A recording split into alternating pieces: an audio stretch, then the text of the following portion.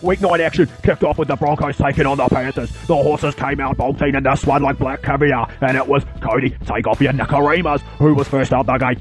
They extended the lead by a number of lengths as Roberts, Moga and Jordan Kahoo all jockeyed their way over the line before half time. The Panthers clawed their way back as Trent, the fantasy nightmare, and Matty, Moylan brought the Mountain Men some respectability, but it was all too late. Forget Throwback Thursday. It's more like Throw Up Thursday, as Penrith still fails to do anything cart right, let alone half right.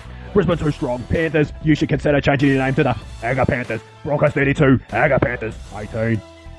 On Friday night, Manly were hosting the Uarte party in Sydney and forgot to invite the Rabbitohs. First to turn up to the shindig were tries for Brenton Lawrence of Arabia, Curtis Waiso Suriname, and George How Now Brow Taufua. For 15 minutes, the Playboy Bunnies failed to arouse the crowd until finally, when I see Mel, I say, "Hi Mel," Hunt banged down the door like noise control. It wouldn't matter though, Uarte partied long into the night, like the ultimate wingman. Although he did score 4 times himself, the Sea Eagles had a night to remember. Manly 9 tries. South's not even trying. The Bunnies continue to burrow south on the table. Sea Eagles 46, Rabbitohs 8. In the late game, the Electric Eels travelled to Townsville to take on the Cowboys, who clearly don't have any electricity.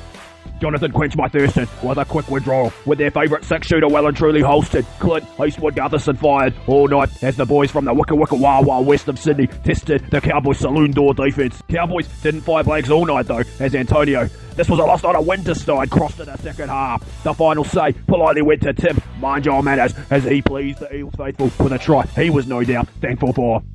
This was a game of the good, the bad, and the ugly, and the last two belong to North Queensland. Eels 26, Cowboys 6. Saturday afternoon action kicked off with the Knights versus the Titans from Sabre Super Stadium. Glad the stadium's super, folks, because this contest was not. An upset, however, was on the cards early when Sam Heart of Stone removed Excalibur and cut through the Titans' defence for a 4-pointer.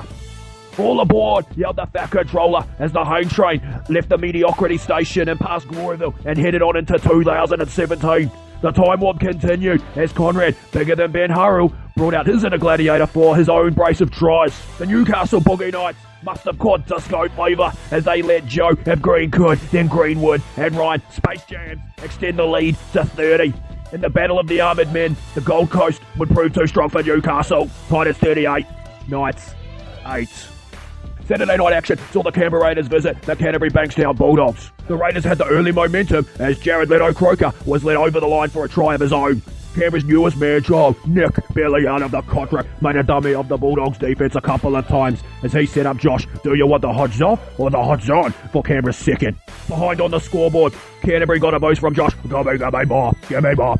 me Morris, as he crossed the chalk to tie it up. Momentum had swung to the blue and white, and the green machine suddenly looked very toxic. It was Adam Billy Elliott who was able to dance and prance his way over for a couple of tries, including the eventual match winner. The fabled right side for the Canberra Raiders ended up on the wrong side of the scoreline in this one. Bulldogs 16, Raiders 10. The late game had the Sharks travelling to the Tigers' spiritual home, Leichhardt Oval. As usual, West fans were vocal, obviously very, very excited that Luke Babylon Brooks is the only one of the big four staying around for next year. The Sharks went all prehistoric as they sent Tony T-Rex Williams over for the first 4-pointer. Soon after, Fergie Ferg's favourite player, Josiah Fickalicious, would prove to be too hard for the opposition defence. The Tigers would answer when Kevin and the still of the Nguama crossed over for a try. Soon after, the real Moses of West Tigers football, Moses Sully, parted the Sharks defence to bring the scores level. The romance wouldn't last long for Wests as Valentine's Day Holmes scored to tie the game. The passion well and truly died for the Tigers as Chad Towns ended the night scoring a try of his own. Aaron Woods left hugging his teddy in the casualty ward. Tigers fans hurry to get on Ivan's bus and the Sharks fans scurry back onto their bandwagon. Sharks 22, Tigers 16. The Roosters flew the coop to take on the Warriors at Mount Smart Stadium on Sunday afternoon footy. Much like a KFC drumstick, the conditions were awfully greasy. James, Potato and Grave put the Warriors ahead early, but the Bondi boys quickly ordered off the Joseph menu for a try of their own. Next, please. As the Kiwis step forward to score, David forces a two-piece quarter pack before the half-time whistle. In the second half, an SKD TRY closed the deficit for the Sydney Roosters, but the plucky defence from the Kiwis ruffled the Roosters' feathers. You need to break eggs to make an omelette, and you need to convert opportunities to win NRL games.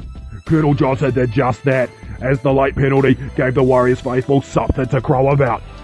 Warriors taste victory, Roosters taste like chicken. Warriors 14, Roosters 13. Weeknight action was wrapped up with a storm at Jubilee Oval. The early action saw very little jubilation from the Gong faithful as Melbourne raced away in a storm so perfect Mark Wahlberg would want to drive a boat through it. The Dragons looked rudderless as the storm sent wave after wave of attack at the Dragons' shoreline. Doubles from Slater, Adokar and Suiasi. Anything you can do, I can do better. I can do anything. Vunivalu put the Dragons out of their depth. With 20 minutes to go, I got the feeling. Storm to the ceiling. Dragons going down tonight. With the game out of reach, the Dragons fired back with a flurry of tries. A hat-trick to Jason. No, the naughty girl would leave the game 6 tries to 5. But for the Dragons fans, 5 won't make you feel alright. Melbourne looking more and more like title contenders. Storm 34, Dragons 22.